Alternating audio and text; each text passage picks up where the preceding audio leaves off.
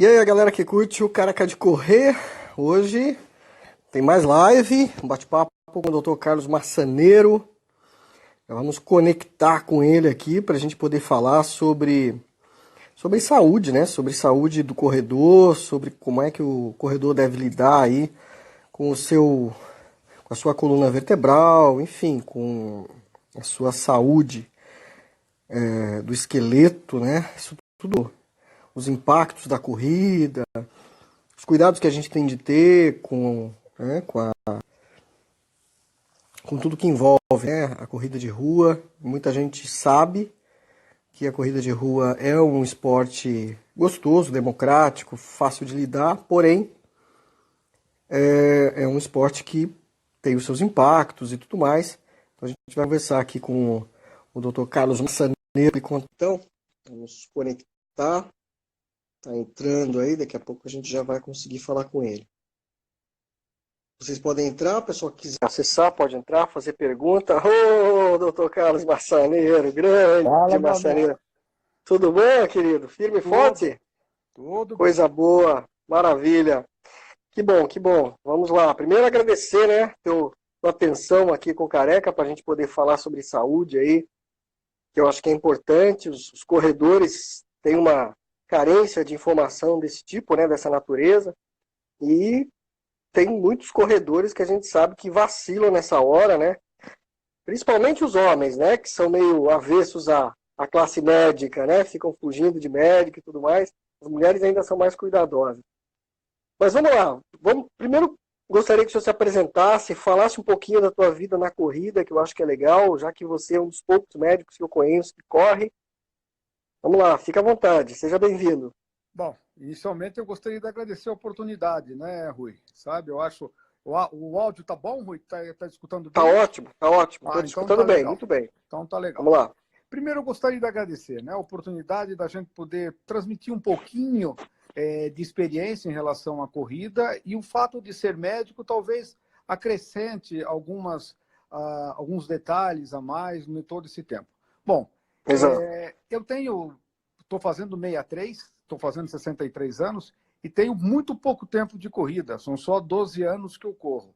Tudo Uhum. começou aos 51 anos, quando eu virei a metade do século, e fazendo o meu check-up e tal, e eu sempre pratiquei esporte, mas fazendo o meu check-up, eu vi que os meus dados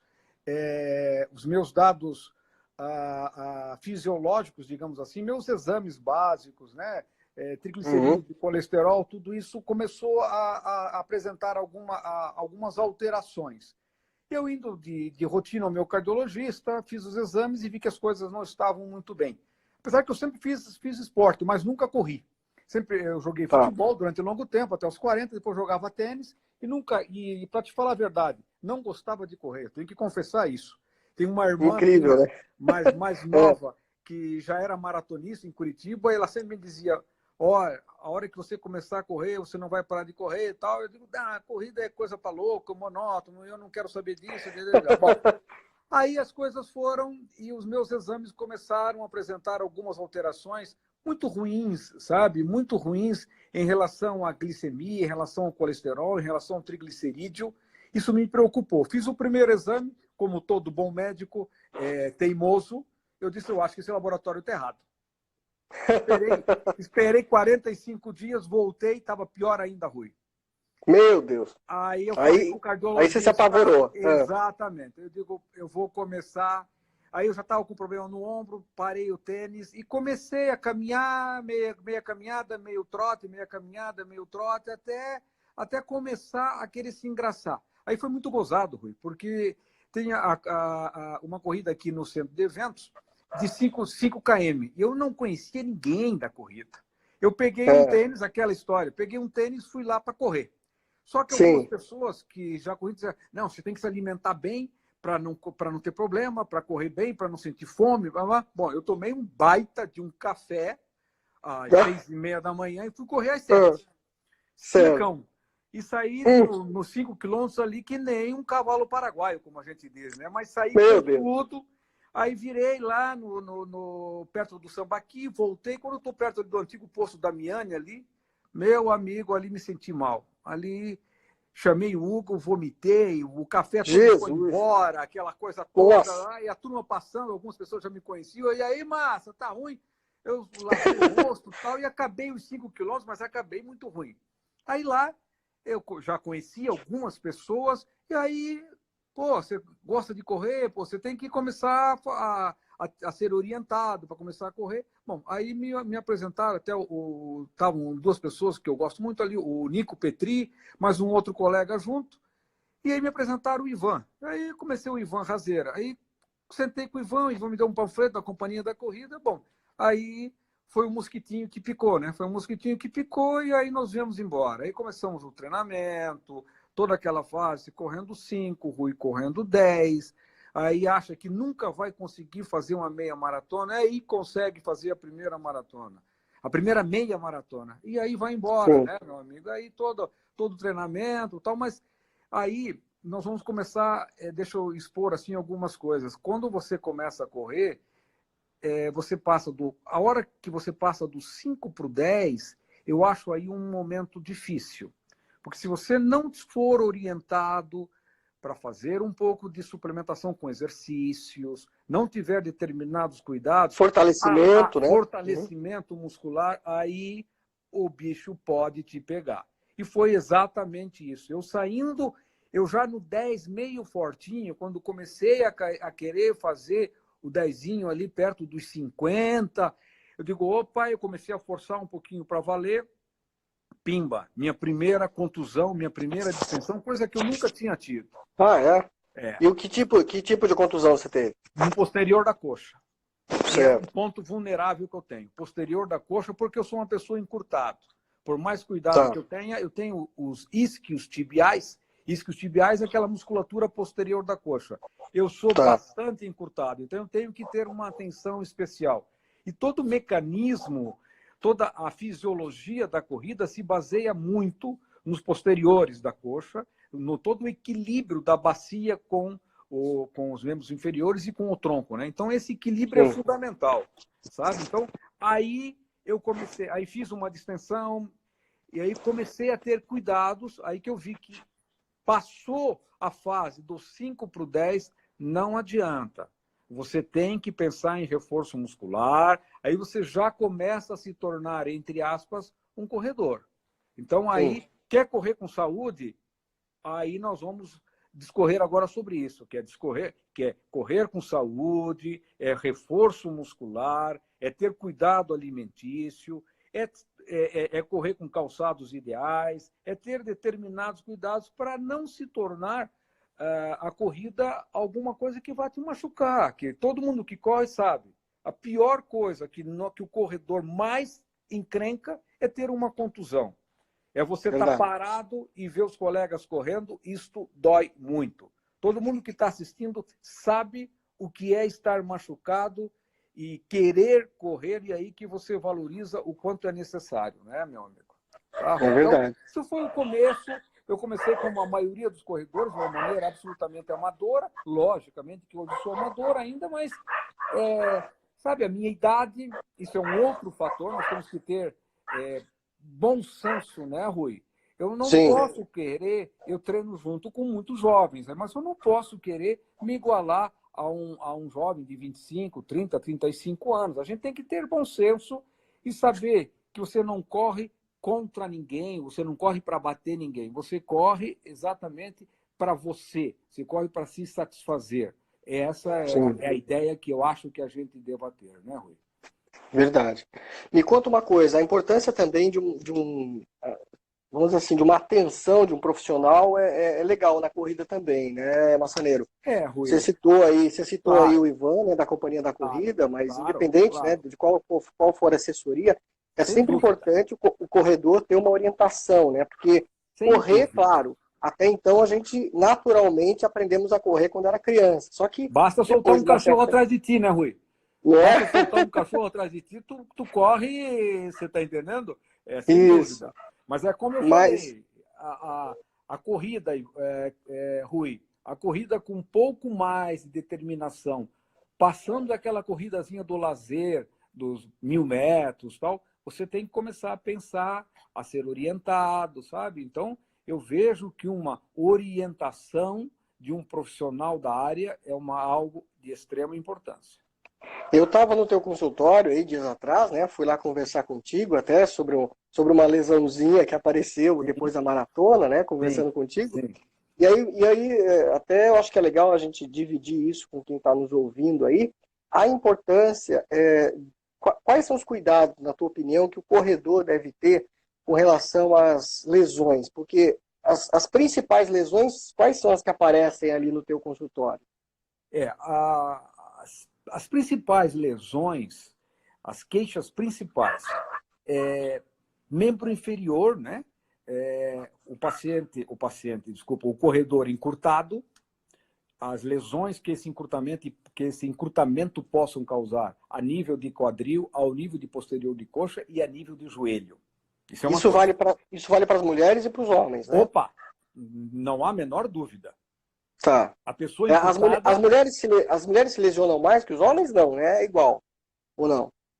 olha, eu acho que é semelhante. Só tem uma diferença. A sensação que me dá é que a mulher é mais cuidadosa. E nós Sim, somos meio negligentes. Certo? certo. Você tem uma tendência, estou mais ou menos Com- bom, vou correr. A mulher não, a mulher se cuida, ela tem mais prevenção. Nós somos mais relapsos, sabe? O Verdade. homem é mais relapso, tá? Mas eu Uhum. acho que há Ajuda. uma certa igualdade aí em relação à queixa. Bem, mas vamos Aham. lá. Em relação à perna, sem dúvida nenhuma, o cuidado que você tem que ver com a panturrilha. Só para o nosso telespectador, perna seria do joelho para baixo e, logicamente, coxa do joelho para cima até o quadril. Então, a perna, o cuidado maior é com a musculatura posterior. O posterior da perna, um bom Tá. alongamento do tríceps. Agora, você aí que tá me vendo, pois é, Massaneiro, mas eu tive a canelite. Meu amigo, canelite, na maioria das vezes, é um problema relacionado com o tibial anterior. Tibial Tá. anterior, o componente anterior da perna. Então, o alongamento, o reforço do tibial anterior é extremamente importante. O exercício de dorsiflexão do tornozelo, colocar o tornozelo para cima e para baixo, muitas vezes com elástico, com fortalecimento, equilíbrio da musculatura da perna, equilíbrio do tibial anterior com o tríceps, com a musculatura posterior da perna. Então, isso é fundamental como prevenção das canelites e, por Uhum. conseguinte, da inserção do tríceps, aquela tendinite que você tem no calcâneo. Então, isso aí você se previne muito bem com esse tipo de alongamento, correto? Uhum. Ainda em Certo. relação à perna e o pé, a tendinite plantar, né? Então, a tendinite plantar, aí, usar um bom tênis. Bom, e aí nós vamos. Aí a gente precisaria, como se diz, uma noite falando de tênis. Mas, Pois é. resumidamente, hoje as evidências médicas comprovam que não há tanta preocupação em relação a você escolher um tênis para você que é pronado, para você que é neutro, para você que é supinado. Ou seja, que você tem o pé para dentro, o pé para fora, o pé normal.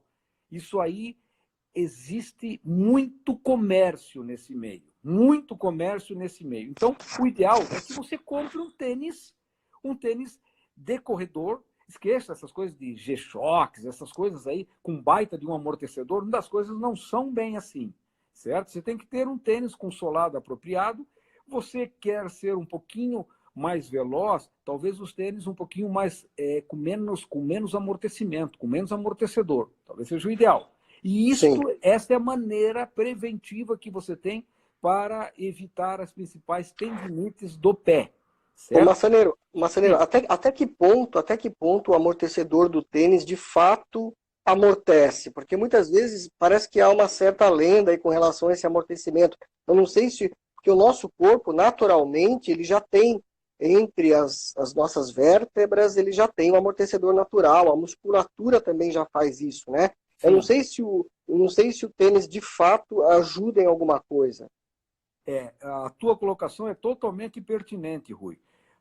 O pisar, vejam bem, a gente já teve a oportunidade de como você, correr maratona e tal, e principalmente aí fora, é muito frequente você ver hoje os corredores correndo com o Five Fingers, né, que é aquela luva que você usa praticamente no pé, Isso, descalço, o que eu acho uma loucura, não o fato de correr descalço, mas o fato de você poder se machucar, cortar o pé e tal. Você se sim, prepara para uma maratona e de repente vai faz um corte num vidro, você perde a maratona por causa disso. Eu acho um verdade. absurdo. Mas as pessoas estão correndo, os corredores, de fato, com muito pouco amortecedor. Por quê? Porque eles desenvolvem a técnica de corrida, a técnica da pisada. Se você, quando eu me refiro pisada, é a técnica, por exemplo, quem gosta, e aí realmente é um pouco mais técnico, né? Mas quem gosta de correr com o método pose, por exemplo, é uma maneira aonde você faz a pisada com a parte anterior, ou médio pé ou antepé. Então você praticamente não usa o amortecedor. Você está entendendo? E aí Sim, você sim. tem os Como, corredores como os que corredores de pisam. elite fazem, né? Exatamente. Os corredores de elite usam médio pé E o e antepé. daí para frente, né? O antepé. Eles não batem com Exatamente. o calcanhar no chão, né? Não batem com o calcanhar, porque o fato de você bater, Rui, Ou passam rapidamente com ele, né? Não muito chega a rápido. tocar, né? Porque É, o fato de você pisar, o primeiro apoio do pé com o calcanhar, você fatalmente vai estar com o teu joelho em extensão.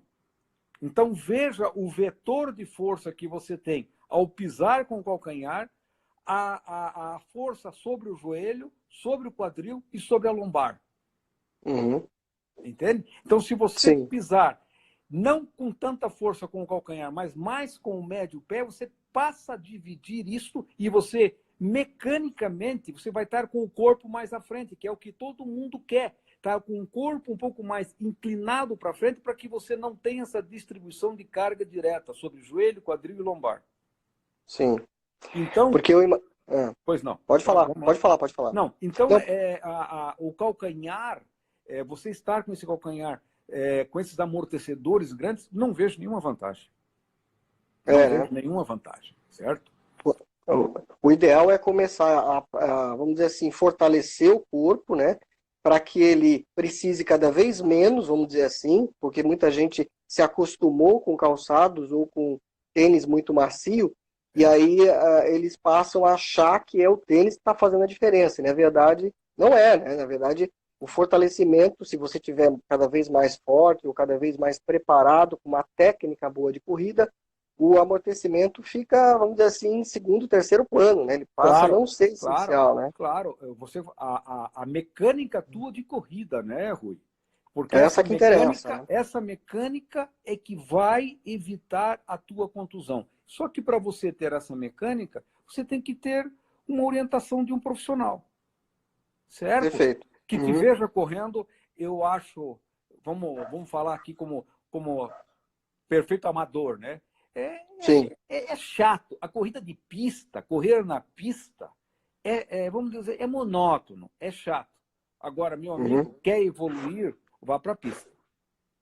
Você quer É, né? evoluir? Ah, não, eu quero correr cinquinho como lazer tal. Bom, aí tudo bem. Não, mas eu quero evoluir para o 5, para o 10, quem sabe fazer uma meia, vá para a pista, o profissional de corrida vai te ver correndo e você vai começar a receber as orientações da sua inclinação do tronco, da sua pisada, vai começar a fazer os alongamentos, os reforços musculares, de acordo para você ir sentindo a evolução.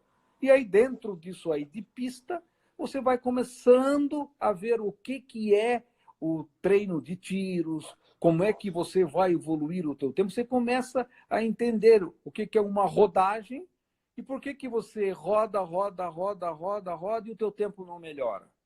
Você faz um mês de fartlek, o teu tempo melhora em alguns segundos rapidamente. Por quê? Você está entendendo? Verdade. Então, com tudo isso, é fundamental, sabe? Então, eu divido muito. O corredor quer começar a correr.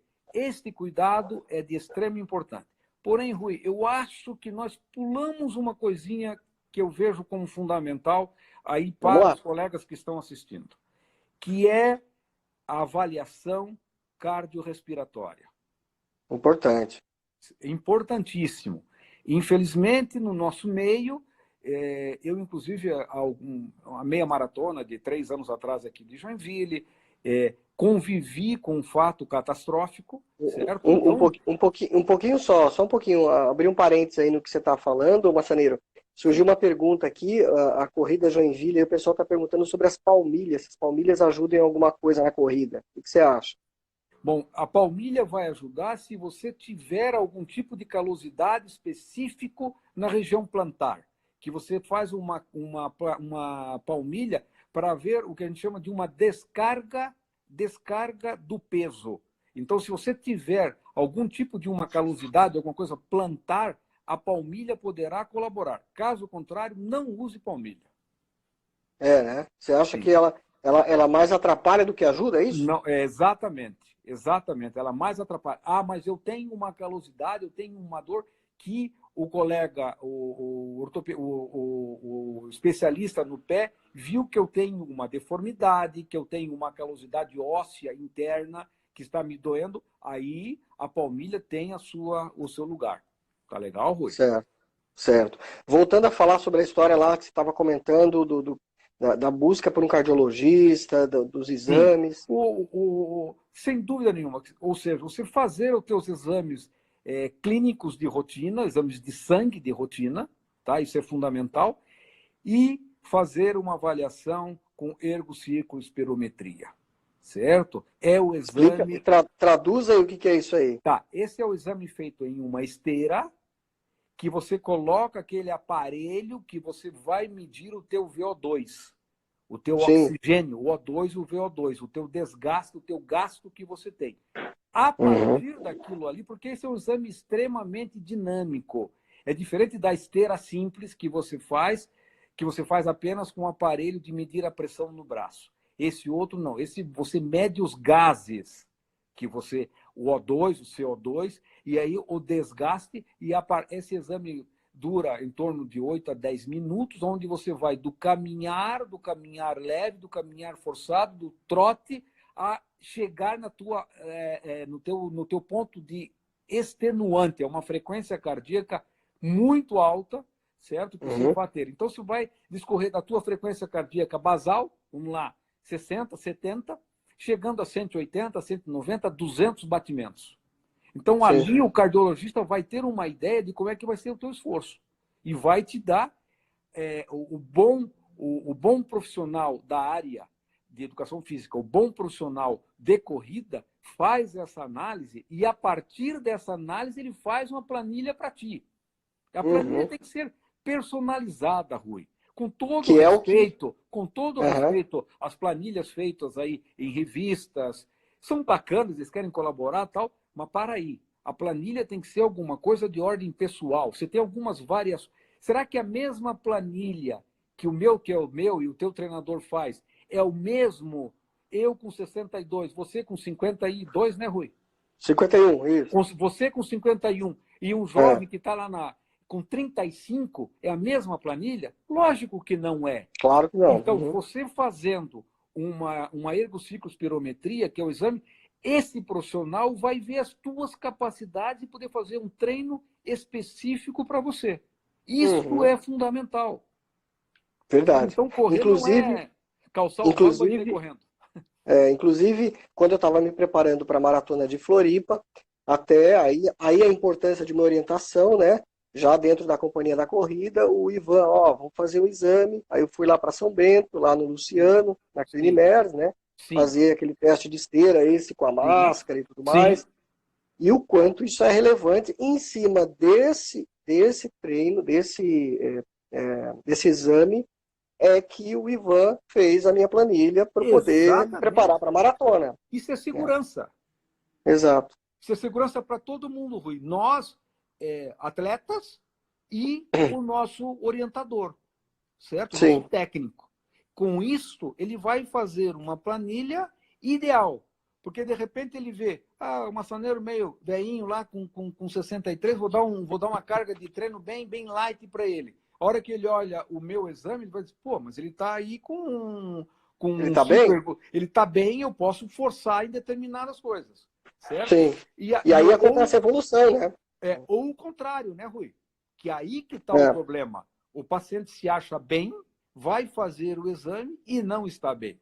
Então, é um aviso. Então, isso é muito importante, certo? Você citou ali há pouco, eu te cortei sem querer, você citou há pouco que houve um problema que aconteceu aqui em Joinville, em determinada corrida. O que que houve que você citou aí que relacionado ao problema cardíaco? Infelizmente, nós tivemos um corredor na meia de Joinville. Eu fiz mais ou menos com o mesmo tempo que esse colega, e nós estávamos na fila para pegar a medalha e ali a maçã, a banana, aquilo ali que a gente Sim, fica lá na ali. chegada. Na chegada, passamos a chegada, respiramos um pouco, tal, e essa pessoa, esse colega estava assim uns 15 atletas na minha frente e de repente ele perdeu o sentido e caiu. Nossa. Caiu, desmaiou. Foi uma hipoglicemia, eu fui me aproximando, eu vi que não tinha nenhum médico no momento ali, ninguém da área médica, e eu fui ver. Aí a hipoglicemia, quando eu peguei o pulso que vi, falei, corre, que ele está fazendo uma parada. Está fazendo uma parada cardíaca, ele não é hipoglicêmico, corre. Aí tinha a ambulância, tudo. Eles vieram rapidamente, já vieram com o ambu, e encaminharam essa pessoa para... ele era uma pessoa da Fundação Tupi, e foi para o Hospital Dona Helena. E eu acabei a corrida e fui para lá, certo? Aí o estado dele se agravou e, infelizmente, essa pessoa, 6 dias depois, foi a óbito.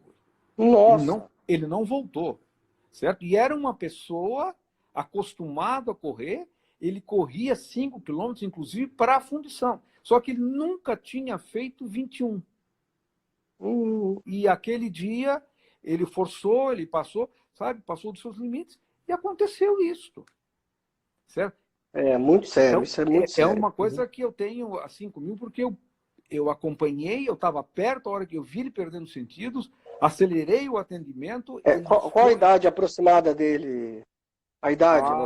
É jovem? 45, em torno dos seus 45 anos. Eu sempre 45. digo, Rui, putz, seu 45 é uma idade perigosa, sabe? 45 é uma idade perigosa, os problemas cardíacos, às vezes, eles não se manifestam, e quando se manifestam, muitas vezes a pessoa não tem tanta circulação colateral.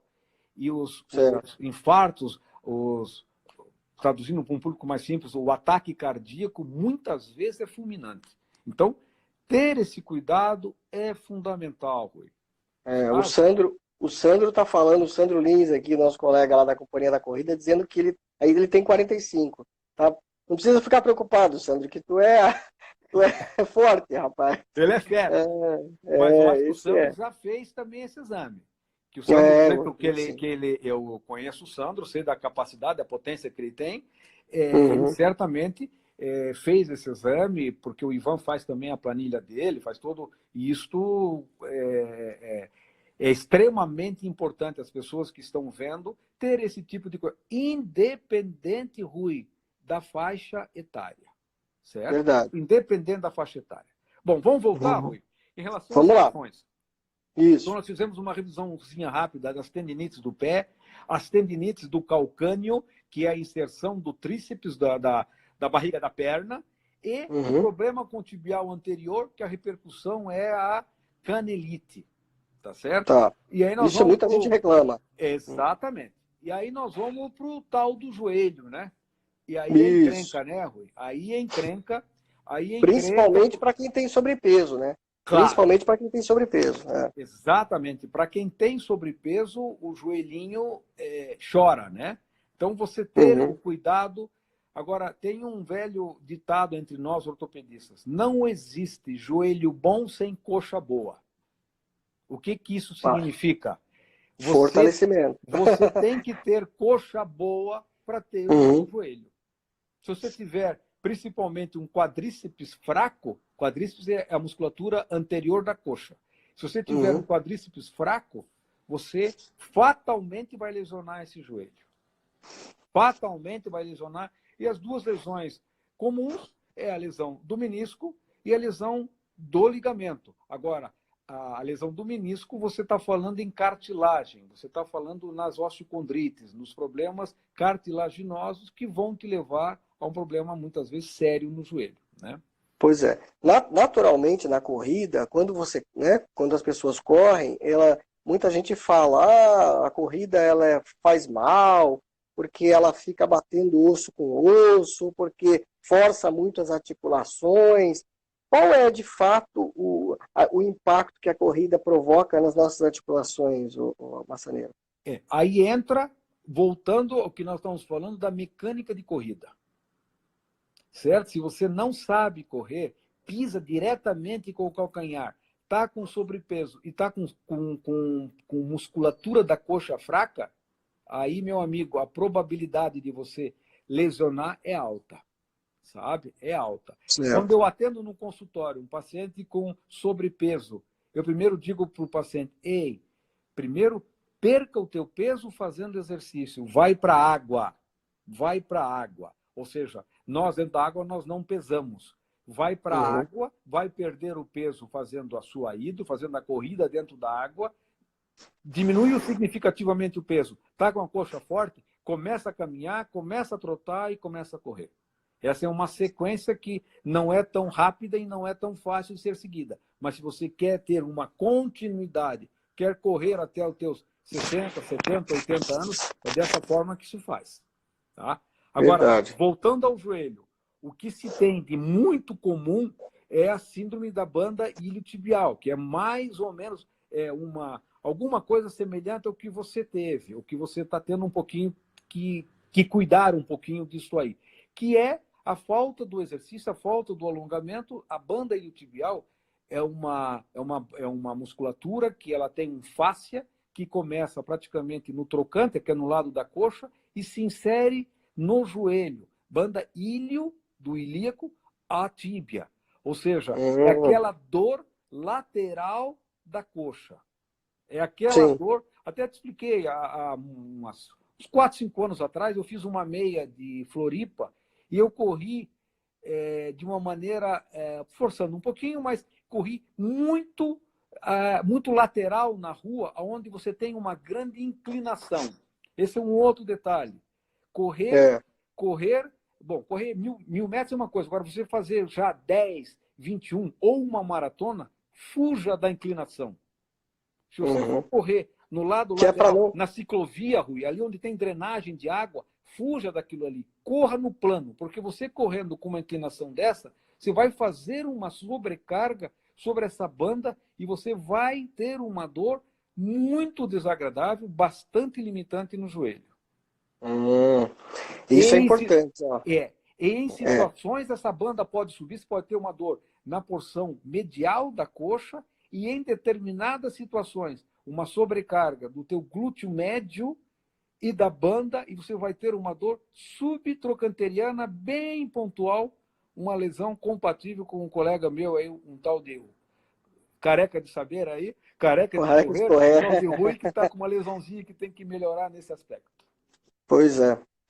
Bom, primeiro dá um oi aí para a turma que está online aqui, ó. O Ivan Razeiro entrou aí, companhia da Ah, corrida. Esse isso. Ivan não é fraco. Vamos fazer uma live com o Ivan na próxima semana.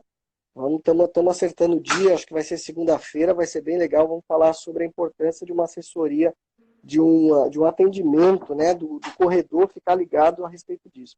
O Sandro Lins aqui fez uma pergunta, Massaneiro, que é com relação ao fato da gente, no dia a dia, a forma como a gente anda, se no fato da gente andar naturalmente, isso também pode machucar.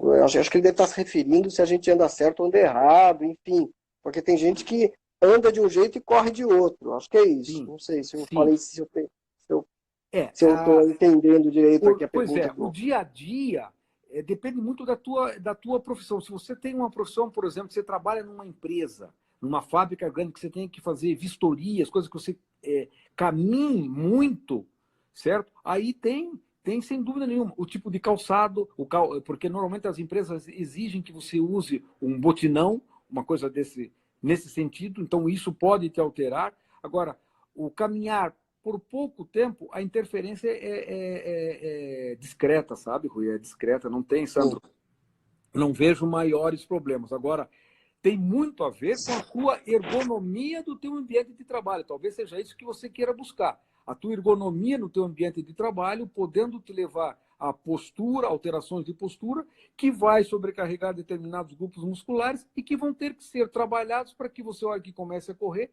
não haja maior sobrecarga. É isso que vai ter que ser feito. Né? Aí isso tem a ver com a cadeira correta, a altura da mesa, Toda né? essa Se ergonomia. fica, se fica muito tempo sentado ou não, é Sim, isso, né? sim, eu costumo dizer, 1 hora de trabalho, se você trabalha sentado, fique pelo menos 5 a 10 minutos em pé. E o contrário, se você trabalha em pé, fique pelo menos 5 a 10 minutos sentado. São normas que a gente orienta muito em relação à ergonomia. Outro detalhe importante, eu sou representante comercial e dirijo bastante. Meu amigo, direção não pode exceder a 2 horas, certo? A 2 horas. Dá para ir daqui a Floripa sem parar? Até dá. Se a estrada estiver meio tranquila, daqui a Floripa tu leva 2 horas. Então dá para fazer. Agora, se tiver, como infelizmente a gente tem tido movimento e tal, fica parado, opa, chega ali por perto do balneário, para, abastece, toma uma água, sai do carro, faz um alongamentozinho, tu vai gastar 5 minutos e você vai ter menos efeitos. Isso é importante. E isso interfere, claro, que né, no dia a dia da gente, a Claro, gente tem que ficar atento a isso. com Entrou certeza. aqui há pouco, entrou aqui o Rodolfo também, o Rodolfo Cândido, e eu vou citar, tomar a liberdade aqui de citar o caso do Rodolfo, porque o Rodolfo é um caso, um exemplo interessante. Ele é um corredor também, agora já está se aventurando aí nos 21 quilômetros, mas ele tem uma coisa que desculpa aí, Rodolfo, de eu estar dividindo aí teus problemas aqui com o grupo, mas acho que é importante, porque pode ser que tenha muita gente que tenha esse problema também. Ele tem hérnia de disco, e mesmo com a hérnia, ele corre bem. É um cara que Hérnia de está disco, evoluindo. Rui. Ele perdeu peso, ele Certo. pesava muito mais do que pesa. Isso tudo, claro, ele está sendo orientado por médicos e tudo mais. Sim, Mas sim. eu achava dentro, né, do meu jeito leigo aí de ser com relação à medicina, que quem tinha hérnia de disco não podia correr. Então, eu estou errado. Pode correr quem tem hérnia de disco. Desde que, Ah, claro, com orientação, vamos, né? vamos ter. Primeiro, hérnia de disco provavelmente que ele tenha lombar. Provavelmente isso, porque você Eu possa acredito que ter sim. hérnia de disco cervical, que interfere também, ou hérnia de disco lombar. Então você tem basicamente os dois locais. Esse é o primeiro. Alguma pinceladinha bem rápida sobre hérnia de disco. Tá. Hérnia de disco. 95% das hérnias de disco se tratam sem a necessidade de ser operado. Então, isso é muito importante. Sem a necessidade do quê? De ser operado. Ser operado. 95% de Tá. ser operado. 95% das hérnias não se operam. Primeiro tópico. Certo. 2, Tá. volume dessa hérnia de disco. Qual é o volume? Porque você tem vários tipos de extrusão, vários tipos de tamanho de hérnia, certo? E o grau de compressão que faz sobre a raiz. É o que você está falando. Eu tenho inúmeros pacientes que têm hérnia de disco e que são praticamente assintomáticos. Entendi. Não tem sintoma. O fato, se eu pegar o nosso grupo ali, se eu chegar no Ivan e disser, Ivan, vamos fazer o seguinte, eu vou fazer um estudo entre os teus alunos, o pessoal entre 40 e 50 anos, assintomáticos, que não tenham dor nas costas, não tenham nada. Vou fazer uma ressonância de todas as pessoas que têm isso aí. Rui, nós teríamos uma surpresa, Rui. Porque a hérnia de disco ou a degeneração discal em pacientes acima de 40 anos é extremamente alta. Nossa, é comum. Extremamente alta. Então, as pessoas às vezes se preocupam de uma maneira muito grande. Então, ter uma hérnia de disco que esteja assintomática não é um fator de limitação para a corrida. Ponto. Agora, Que você bom. tem que ter o teu cuidado. Esse colega que dividiu contigo tem que fazer um bom exercício, ter uma musculatura chamada musculatura do core, que é a musculatura do tronco, que é a musculatura anterior do abdômen, a musculatura posterior da região lombar, o equilíbrio dessa musculatura, isto é fundamental para que você não tenha tanta mobilidade da tua lombar e você não irrite o nervo pela compressão do disco. Então, o fato de ter uma hérnia, eu tenho uma hérnia, não posso correr. Espera aí. Agora, se você estiver com sintomas evidentes, dor na perna limitante, não, aí você tem que parar um determinado tempo, até que haja. Porque também não é aquela situação. Eu estou com dor na perna, agora eu vou correr para valer porque vou testar para valer. Não faça isso. Não seja teimoso, porque isso aí vai te piorar e vai demorar ainda mais o retorno para a tua corrida. Certo. Uma outra coisa que eu acho assim, dando oi aqui para todo mundo, aqui a Letícia, que entrou agora. Obrigado, Letícia. A Cris, dá um tchau aqui para a Cris também, que está aqui online com a gente. O Luiz Cordeiro.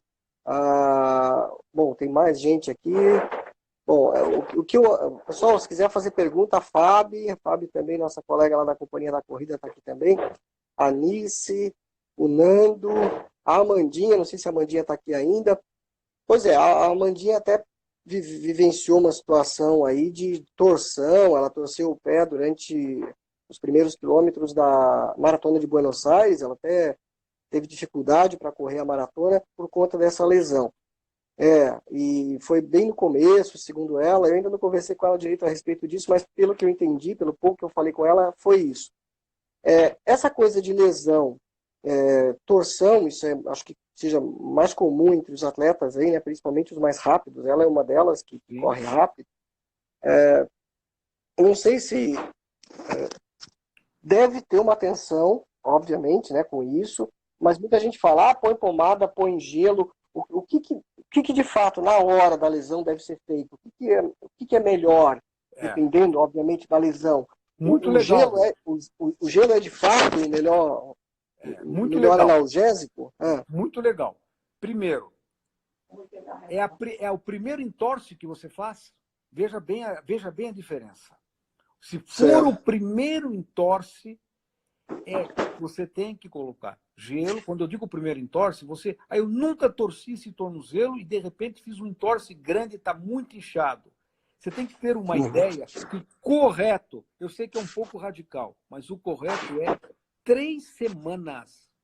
Você quer curar o teu tornozelo, legal, 3 semanas. Gelo nas primeiras 24 horas, imobilização com uma tala para ficar folgado, e depois alguma coisa em torno de 14 dias, já passou uma semana, 3 semanas de imobilização, depois uma fisioterapia, certinho. Eu estou dizendo o virgem de tratamento, aquele que nunca teve um entorse de tornozelo. A gente atende muito mulheres que gostam, às vezes, no ambiente de trabalho, tem que trabalhar com salto alto e tal. Então, se você não fizer isso, você vai ficar com um tornozelo instável e vai ter uma tendência a torcer. Então, o problema do tornozelo instado na primeira Alô? vez... Acho que o sinal... Oi? Repete de novo, por favor, Marcelo, que o sinal teu sumiu aqui, agora recuperou. Vamos lá. Voltou bem. O problema voltou. O problema é o seguinte. Você está falando do salto alto, da mulher do salto alto? O problema é o seguinte. A lesão do tornozelo, que o paciente fica com o tornozelo instável porque foi maltratado na primeira vez. O paciente negligenciou o tratamento adequado na primeira vez. E aí, a partir do momento que ele teve essa lesão tornou-se crônica, ele vai ter uma tendência a ter os entorses de tornozelo. O exemplo clássico, vocês podem ver, o jogador profissional de tênis, como eles correm com aquela proteção, é porque eles tiveram lesão do tornozelo e eles têm que fazer aquele movimento, principalmente lateral, com isso bem estável. E nós, corredores, se você teve a primeira lesão, realmente, é essa história, Rui. As primeiras 24 ou 48 horas, gelou. Mas não é por gelo 5 minutos, passar um sorvete ali e achar que está resolvido. Não é isso. É perna para cima e gelo para valer, porque eu estou pensando não depois da manhã, eu estou pensando em você correr de uma forma adequada. Essa é uma situação. Agora, se você tem lesão de repetição, você tem que fortalecer bem a tua musculatura. Certo? Você tem que fortalecer bem os ligamentos, a musculatura do tornozelo, para poder evitar isso. Certo? Voltamos de novo no fortalecimento, né? A importância do fortalecimento. Com certeza. Isso é fundamental. Agora, o gelo tem que aplicar. Certo. Tá. Um outro caso que você considera importante aí para os corredores, que porventura não tenha perguntado, que você acha, ó, isso aqui é relevante para os corredores ficarem atentos. O que a gente podia destacar aí? Bom, nós passamos só em revista, né? Todo o cuidado pré, ou seja, todo o cuidado cardiológico, isto aí é extremamente importante, tá certo? Uhum. E o problema que é muito comum que eles vão me procurar é eu tenho dor lombar. Por que eu tenho dor lombar quando corro? Certo? Essa é uma queixa, Rui, muito comum, muito frequente. Então, se você puder fazer uma avaliação ortopédica, hoje a gente chama de uma radiografia panorâmica, que é uma radiografia que você faz em pé e que você vê a sua coluna desde a base do crânio até o cóccix, você vê ela de lado e de frente, para você saber se as suas curvas fisiológicas, você vê uma pessoa de lado, ela tem uma lordose cervical, uma cifose torácica, uma lordose lombar e uma cifose sacral. Vê se esse equilíbrio está legal. Certo? Então, isso eu vejo como importante para também, em relação ao teu fisicultor, aquela pessoa que vai te orientar em relação ao exercício e ao técnico seu da corrida, poder te orientar de uma maneira adequada. Então, a atividade, essa radiografia panorâmica, vejo como um complemento interessante, Rui. Bastante interessante, tá? Do ponto de vista ortopédico. E muita gente, eu não sei se você com certeza deve ter tratado isso ou deve ter conhecido casos semelhantes a esse, mas o colchão interfere também? Porque eu acredito que tem muita gente que tem esse problema por causa do colchão inadequado, velho, sei lá. Isso aí, por favor, você aí que é da corrida, não caiam na história do colchão magnético, por favor. Isso é dinheiro jogado fora. Guarda esse dinheiro, compra um bom material de corrida para ti que você ganha muito mais. Primeira dica. Né? Certo? Segunda, o colchão tem validade. Certo? O colchão é que nem um capacete de motocicleta. O colchão tem validade.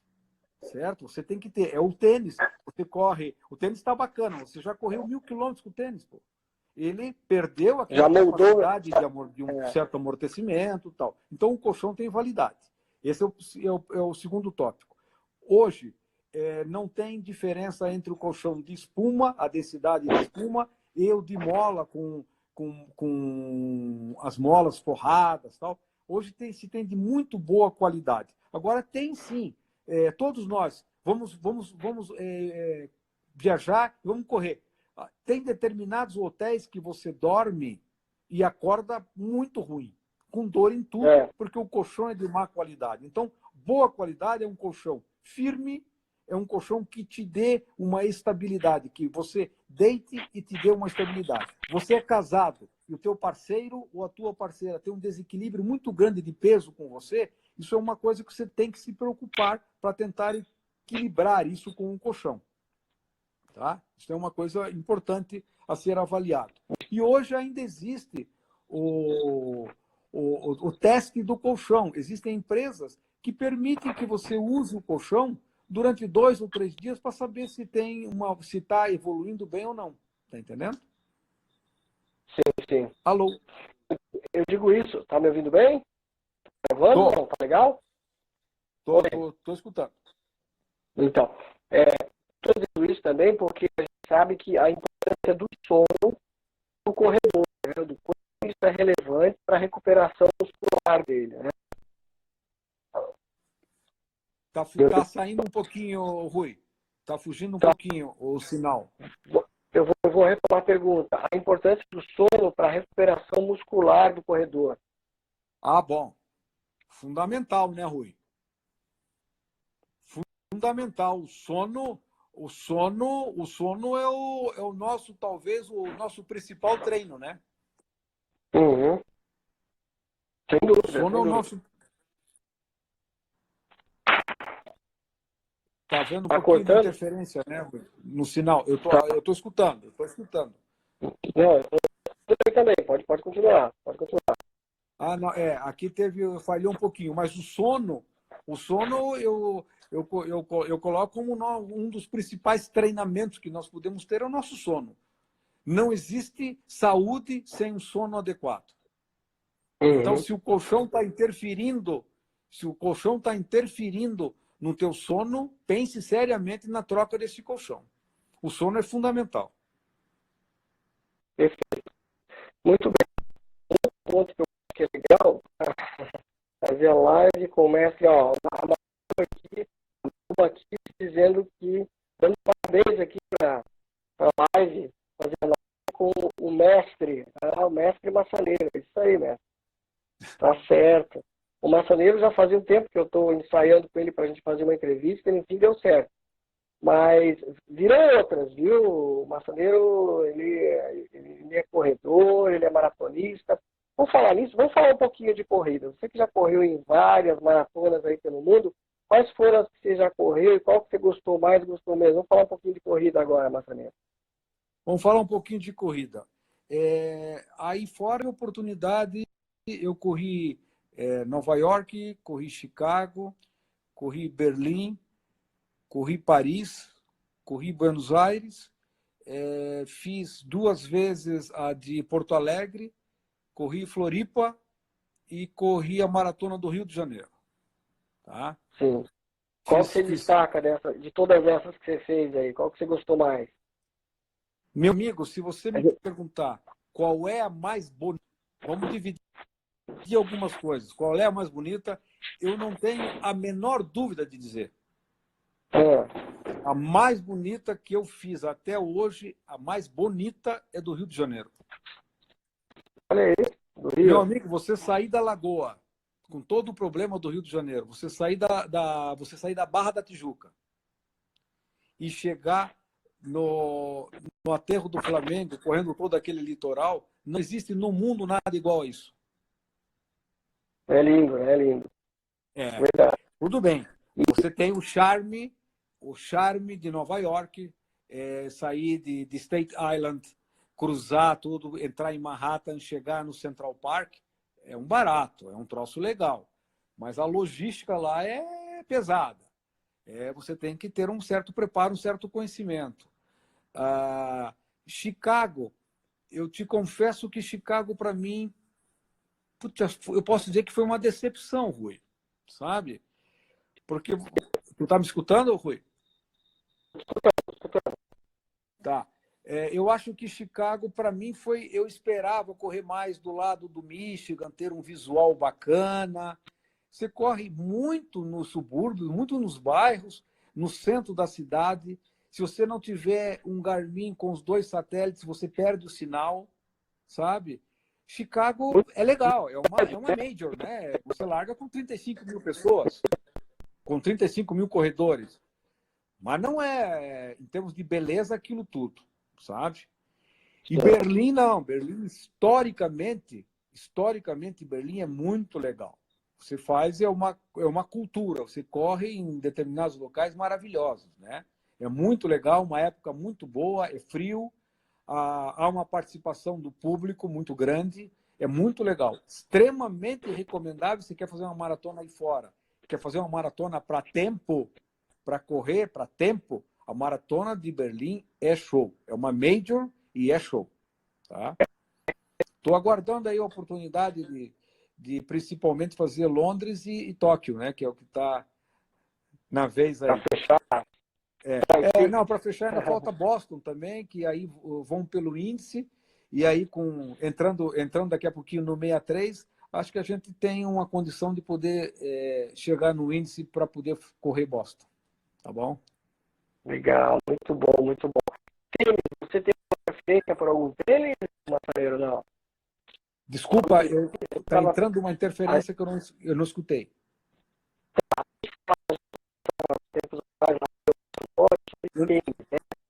Eu não sei se é o teu sinal ou o meu aqui. O meu tá dando cheio. Eu não sei se é o seu aqui tá dando. Não, eu só aqui. Eu não estou escutando muito bem, não. Tá? Não está me escutando bem? aberto aqui. Agora tá melhor? Como é que você tá? Não estou escutando, Rui. Não estou escutando. Tá me escutando? Tá. Vamos ver se agora melhorou? Ainda não estou escutando bem. Vamos lá. Não? Tá ainda? Melhorou um pouquinho? Eles estão dizendo que é o teu sinal que está meio ruim aí, Rui. Puxa, ixi. Vamos ver se eu pegar melhor aqui. Será que tá melhor ou não? Às vezes, a virada do celular já ajuda. Não estou. Não tá ouvindo? Tá dando uma interferência, Rui. Tá dando uma interferência. Tá. Agora, tá conseguindo? Não, Tá amigo. ouvindo? Não deu, não. Não deu, não.